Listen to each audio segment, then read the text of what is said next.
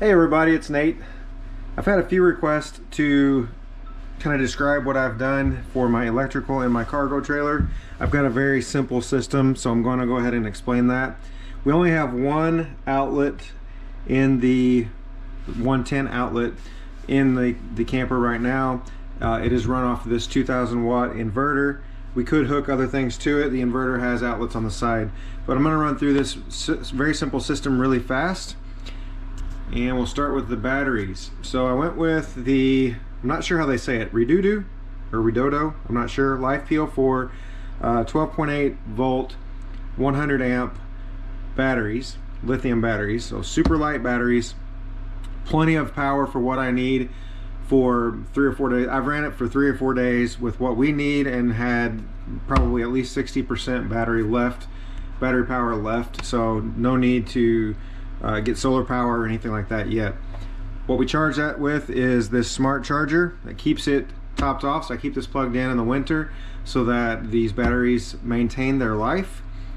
It goes from these batteries, you can see the charger's hooked up right here, so that's where this goes in, and then I'll show you in a second where that goes on the outside of the trailer. But basically this positive terminal over here leads up to this main shut off, so you can shut it off right here, shuts off the whole system. That positive short little wire there goes to the positive bus, and then the negative bus is hooked up over here. Sorry about that.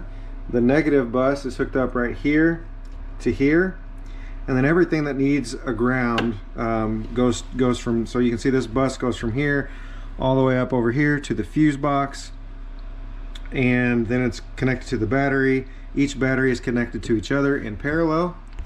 Hopefully you can see all of what I'm doing. You may not have been able to. The fuse box here, so negative for the fuse box.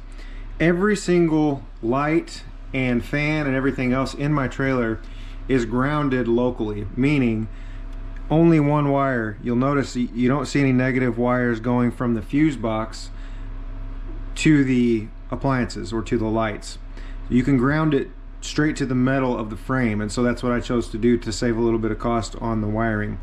I have one fuse I could use still, not using it, but the positive, so where all of these, all the lights and the fans and everything else, where they all get their power is from this right here.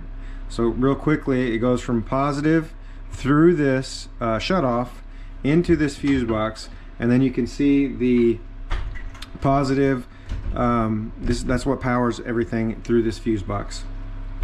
The inverter was the last thing that I just added. I haven't had a big chance to use it yet, but again, the positive goes to the bus bar, and I have a couple more spots I could add more to this bus bar if I wanted to, and then the negative goes to the negative bus bar. These wires came with the inverter, and they're actually thicker than the original wires I used for the battery.